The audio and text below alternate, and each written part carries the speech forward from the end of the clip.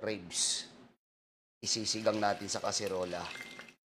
Mga idol, pwede kayo manood ng live natin ha. Pwede na kayong pumasok sa live demonstration para masaksihan yung difference ng stainless mo sa bahay. O kung meron, no? Dito sa stainless na iaalok ko sa iyo, ma'am. Alright? Talagang buto-buto talaga siya, Lodi. Butong-buto, mga idol. Yung ating lulutuin today. For today's live video. Talagang as in buto. Buto-buto, mga idol. Ayan. Sa mga Lodi natin na mag-tune in, mapagpalang araw, mapagpalang gabi. Naghahanap ba kayo ng quality na kasirola? O idol, pasok na kayo sa live natin. Meron tayong kasirola, stainless. Pero talagang the best. Hindi kinakalawang ha, partner, no? May mga cookware kasi pwedeng kalawangin. Yung ginagamit, extension later, partner. Good thing dito, may cover. Wow! May takip, partner, ganda. Opo, yung gagamitin nating kasirola. Abangan mo kung ano yung lulutuin natin dyan, ha. 26 cm yung sukat nito, Lodi, ha. 26 cm. Pwede pong ipatong sa gasol, butane, electric, or induction. Pwede nating paganahin to. Ito yung pinaka-the best dito, no? Sa pinopromote natin ngayong araw.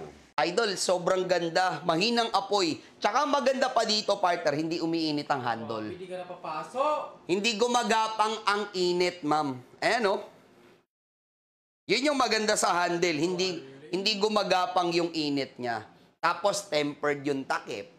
26 cm, ma'am, magiging practical lang.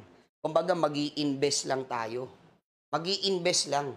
Kesa bumili tayo ng paulit-ulit, yung expenses po, tumodoble, tumitriple, ma'am. Ito yung cookware na meron. Stainless. Pinilit ko talaga itong itakas kay Cindy para meron kayong comparison kung ano yung magandang stainless. Ito maganda to kasi stainless eh. When you say stainless, idol, maganda talaga to. Pero ang ganda ng pagkakaiba ng features ng stainless ng Edmark. Ito yung pag-uusapan natin, Lodi. Kaya huwag kang lalabas ng live. Sa halip, i-share mo yung live demonstration. Di ba, partner Binsoy? Toro. Para sa 7 viewers natin, shout out sa inyo ha. Malakas na malakas. At sa 10 million viewers, shout out. Malakas na malakas. Anong meron dito? Idol, stainless. Anong grade? SUS 304. Stainless. Pakita ko lang yung ilalim. Okay lang, medyo gamit na. Gamit na kasi, Lodi. Ayan, oh. SUS 304. Magandang klase yan, Lodi. Top grade yung stainless po na materyales natin, ma'am. Tapos, ang maganda, may cover. Nakakabili kasi ng stainless sa market o ng ibang cookware, walang cover. Ito maganda. Tempered glass lid po. Kitang-kita, oh. Linaw, no? Partner, no? True. Talagang the best, eh. Kaya yung niluluto mo inside, just like this, partner, kitang-kita mo. Kasi tempered yung glass niya. No? Nakikita mo yung niluluto mo sa loob, unlike this one. Kasi yung cover niya is stainless din, no? Yung sa amin, stainless din naman. Stainless din naman to. Tapos tempered yung glass. Hindi pumuputok sa init, up to 2,000. 200 degrees of heat, ma'am. Ngayon, ang maganda rito, mabigat. So, ang advantage nito, pag yung sabaw, sample, sabaw, kumulo. Kumulo, di ba? Kumulo. Hindi umaangat. Kasi ito, na-notice ko sa bahay, umaangat eh. Pinapaangat ng sabaw kasi magaan lang siya. Pero stainless to. Anong grade ng stainless nito? 1810. Tama. 1810. Yung stainless natin na to. Mamaya na natin pag-usapan yung comparison. Nag-share ba kayo? Pag nag-share ng live, mama, idol, i-comment ng share dan po para talaga maganda. Partner, eto the best. Handle. Naka-rivet. Stainless din ho yan. Wow. Lodi. Pero ang maganda rito, hindi gumagapang, ma'am, yung init. Hindi ginagapangan ng init yan, ma'am. Tapos, yung stainless natin, minoldehan. Kumbaga, sinamahan ng non-stick property. Ano yung non-stick? Honeycomb. Sikat na sikat sa USA yan, Lodi. #1 non-stick yan. Nasip sa pagkain kahit i-search natin. Yung honeycomb, sa loob ng hexagon, may 19 dots. Pasok kayo, ma'am. Maluwag po yan. 26 cm po. 19 dots. Ito yung nagpapatigas or nagpo-protect sa stainless natin para hindi magasgas. Totoo, Lodi. Totoo. Para hindi magasgas yung stainless mo. Ma'am, kahit gumamit ka nito, eto, tingnan mo to. Idol, stainless na sandok. Idol, ang gagawin natin, kukuskusin ko ha. Kuskusin ko na para maganda.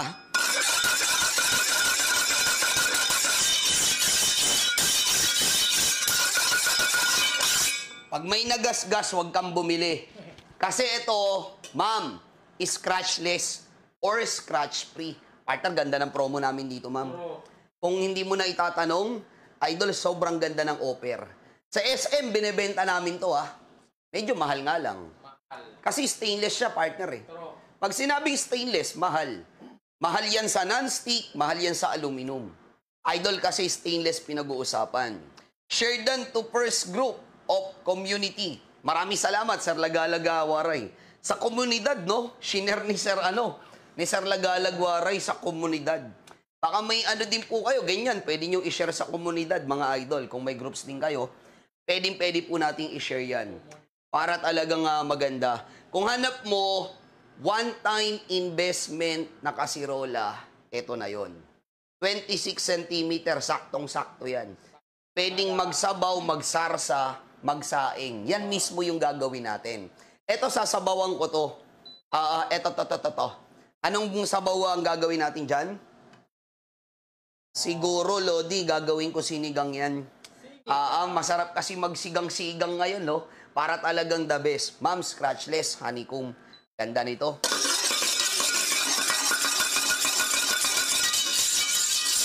Ganda ng detalye ng stainless mo, ma'am, oh. Sobrang beautiful. Pangmayaman. Pero hindi mo to kukunin ng mahal ngayon. Ibibigay ko ng mura sa'yo. Pero yung maganda dito, Lodi, pwedeng ipatong sa gasol. Sa gas stove, ma'am, pwede. Pwede sa butane. Electric stove. Stainless na yan, Lodi, nagluto ka ng longganisa, tosino. Kagaya nito. Alright, sunugan natin to, partner. Lalagyan ko na asukal para mas maging makatotohanan, Lodi. Ayan, o. Budbura natin ng mikmik. Ayan. Lagyan natin ng asukal, Lodi. Idol, ngayon, nai-imagine mo, ma'am. Baka may stainless ka din kasi kagaya nito, ma'am. Na walang honeycomb kagaya ng sa amin. Kumbaga, molded yan, ma'am. Kumbaga, binuo. Yung stainless mo, hinaluan ng non-stick. Para, idol, less oil. Kasi pag stainless, para ka lang din gumamit ng aluminum. Sobrang dami din ng mantika na nilalagay mo pag nagluluto ka, tama? Tama. Ito may non-stick na. So, hindi na po kailangan ganong kadami. Ngayon, ang advantage, cleaning. O, isipin mo maigi, ito, sunog. Tapos dito nangyari, sa stainless. Nako, possible, kukuskusin mo yan. Kakaskasin mo. Ang stainless, kahit makapal yan, ninipis, kakakuskus mo yan. Kakakaskas mo, ninipis yan, ma'am. Hanggang lumabas yung kaloob-looban ng kung ano bang material ang meron sa stainless mo. O idol, ito maganda. Yung honeycomb namin, umabot sa point. Sunog. Nakadikit, nakakapit. May non-stick yan. Yung non-stick, may thermal shock protection. If you want to clean faster, kahit sobrang init pa, pwedeng basain. Panoorin mo, ma'am. May mga non-stick kasi pag mainit pa, bawal binabasa. Oh, may thermal shock na tinatawag. Ang honeycomb, idol, meron siyang thermal shock protection. Tingnan mo, sir, oh. Pag ginugasan mo yung cookware ko, pangako ko sa'yo, ma'am. Lodi, wala sa babaran. Lalo continuous cooking. Ako, aminado ko, itong stainless ko na to, pag nasunugan to, nasa may banggirahan lang. Nakatambak to. Hindi ko, hirap maghugas nito. Idol, kasi possible magkuskus ka talaga rito. At ito, pwede nyo ipatong sa gasol. butane, electric, or induction cooker, ma'am. Tingnan nyo po ito. Ma'am, idol, eto na. At eto pa. Tingnan mo, hindi ko pa kinamay yan, Lodi. Grabe, wala na. Lahat ng residue nasa tubig, sumama na. Yan yung advantage ng stainless na meron ako in terms of cleaning. Kasi nga may honeycomb. Dati, ginagamit mo sa stainless mo ganito. Kaya numinipis eh. Nabubutas. Di ba nabubutas siya eh? O ito maganda ma'am, sponge lang. Para smooth lang pagka nagugas ka.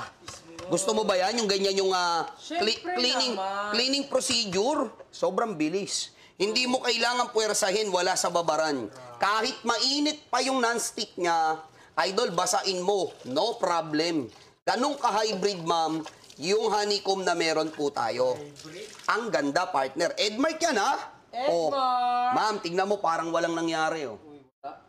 Talagang Edmark yan, ma'am. Naka-ingrid yan. Durable yan. Quality. Quality. Quality, mga idol. Masanting na masanting yan, Lodi.